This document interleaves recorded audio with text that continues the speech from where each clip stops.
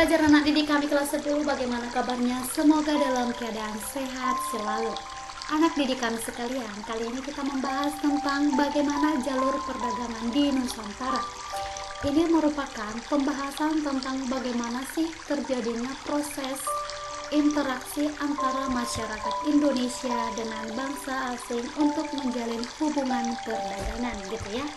Kita lihat sejarah perdagangan di Indonesia. Pada dasarnya jalur perdagangan di Indonesia itu yang pertama kita lihat melalui jalur darat atau disebut dengan jalur sutra atau Silk Road. Jalur ini merupakan jalur yang terpanjang dan yang paling tua yang menghubungkan antara Cina dengan dunia barat. Komoditas utama yang diperdagangkan yaitu adalah kain sutra yang berasal dari negara China, gitu ya. Selanjutnya, jalur darat ini memiliki dua rute. Rute utara, kemudian kita lihat rute utara ini adalah jalurnya melewati Bulgar, Knikak, Eropa Timur, Semenanjung, Krim, Laut Hitam, Laut Marmara, Balkan sampai dengan Venesia. Sementara rute selatan itu jalurnya dari Turkestan, Khorasan, Mesopotamia, Anatolia, Antioquia, kemudian di selat Anatolia, Laut Tengah, sampai dengan melalui Levan, Mesir hingga ke Afrika Utara.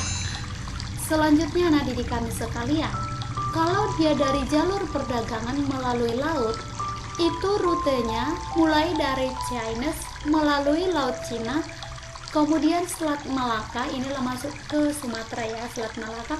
Kemudian dari Sumatera masuklah ke Kalkilut, India, selanjutnya ke Persia, sampai dengan ke Laut Tengah melalui Laut Merah sampai dengan ke Mesir menuju Laut Tengah. Jadi inilah hubungan bagaimana sih proses terjadinya hubungan perdagangan antar dunia gitu ya.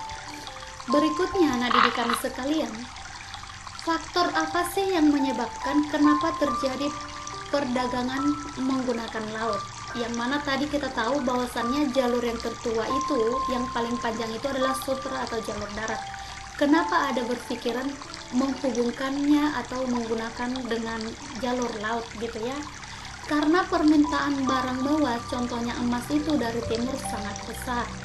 Ditambah lagi dengan tiupan angin yang musim berpola kepada ditemukannya oleh para pelaut. Jadi ditemukannya pola laut oleh para pelaut gitu ya, pola musim oleh para pelaut.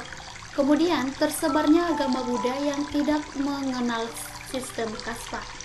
Jadi yang artinya di sini kebudayaan agama Buddha yang tidak mengenal sistem kasta. Jadi di sini tidak ada pembatasan atau strata masyarakat. Jadi sama saja.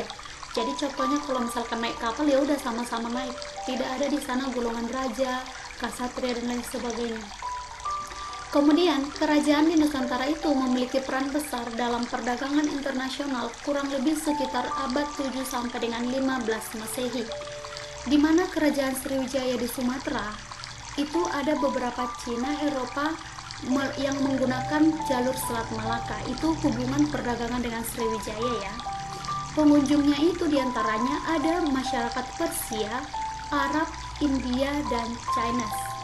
Kemudian yang diperdagangkan itu berupa tekstil, kapur barus ini tahu kita ya, ini dari barus tanah Sibolga lewat Sibolga Sultan Barus ya. Kemudian mutiara, kayu berharga, rempah-rempah, gading, kain katun, sengkelat, perak, emas, sutra, dan pecah belah serta gula gitu ya.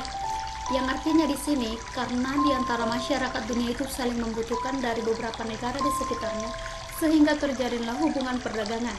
Jadi perdagangan yang dimaksud di sini adalah dengan cara barter. Contohnya Cina memberikan kain sutra dan keramik kepada Indonesia, maka Indonesia memberikan yang namanya kapur barus, rempah-rempah, gading, dan lain sebagainya terhadap si Chinese gitu ya, disesuaikan dengan kebutuhannya. Jadi itulah hubungan kenapa menggunakan jalur laut, karena semakin banyaknya banyak permintaan sehingga banyak juga yang namanya kebutuhan. Jadi dalam jumlah besar.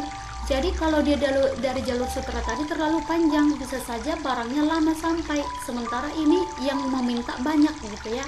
Jadi gimana supaya caranya cepat, maka ditemukanlah alternatif lainnya berupa jalur laut gitu ya. Jadi nggak usah heran kita kalau banyak akulturasi peradaban Hindu-Buddha, Islam di Indonesia itu dimulai dengan karena melalui jalur perdagangan gitu ya. Berikutnya kerajaan Majapahit dan juga kerajaan di Jawa gitu ya. Kita lihat dulu apa sih peranan Selat Melaka dalam perdagangan di Nusantara. Di antaranya adalah Selat Melaka itu berperan penting dalam pelayaran dan perdagangan yang dilakukan oleh negara India dan Chinese. Peran lain di Selat Melaka ini adalah tempat penyeberangan oleh seorang pendeta ke India. Sebaliknya juga tempat penyerangan kerajaan Sriwijaya, penyeberangan kerajaan Sriwijaya ke India. Jadi hubungan kerajaan Sriwijaya dengan India itu adalah sangat ketat, sangat kental gitu ya, melalui Selat Malaka gitu ya.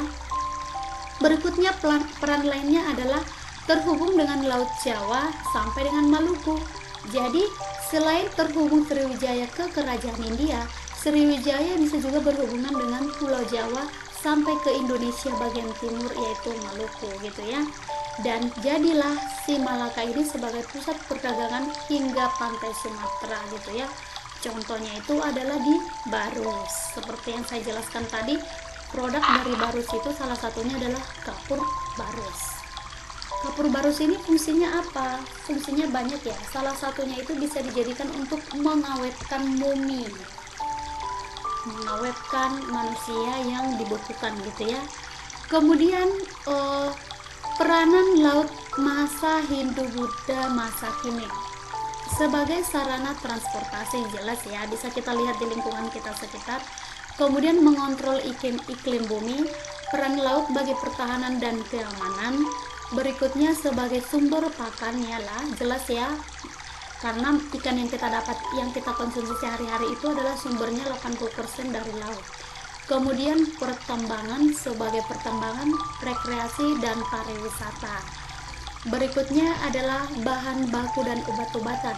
Jadi segala sesuatu yang bersumber dari laut itu sangat banyak fungsinya gitu ya. Demikianlah anak didik kami sekalian yang kelas 10 seputaran tentang bagaimana proses terjadinya hubungan kontak dengan dunia luar, di mana terjadinya proses hubungan perdagangan itu melalui dua rute, yaitu sutra atau jalur darat dan jalur laut. Ternyata karena banyaknya permintaan dan banyaknya jumlah barang yang harus dibawa, oleh sebab itu terpikirlah untuk membuka jalur baru, yaitu adalah menggunakan laut gitu ya. Demikianlah anak didik kami sekalian, ternyata hubungan Indonesia dengan negara luar dulu-dulunya itu merupakan sudah benar-benar terjalin. Jadi yang sekarang ini bukan awal lagi, akan tetapi keberlanjutannya. Gitu ya anak didik kami sekalian, dan jelas kita tahu apa saja yang diperjualbelikan. Ternyata dulu-dulunya itu masih menggunakan sistem barter, saling bertukar barang gitu ya. Demikianlah anak didik kami sekalian, semangat belajar, sampai bertemu kembali dengan saya. Terima kasih, semoga bermanfaat. Anak didik kami sekalian, untuk selanjutnya bolehlah kalian untuk mempelajari buku dan film maupun video lainnya yang berhubungan dengan materi kita, supaya wawasan keilmuan dan literasi kalian semakin kuat. Semangat belajar dan terima kasih.